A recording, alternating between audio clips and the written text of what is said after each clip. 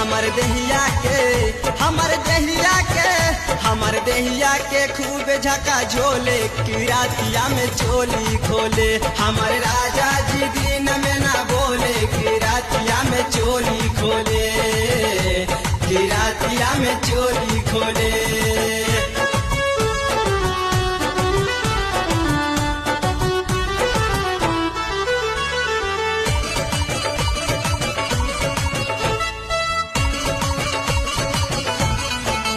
हमर पाकड़ के कामर कलैया राजा रात भर चुसौले मालैया।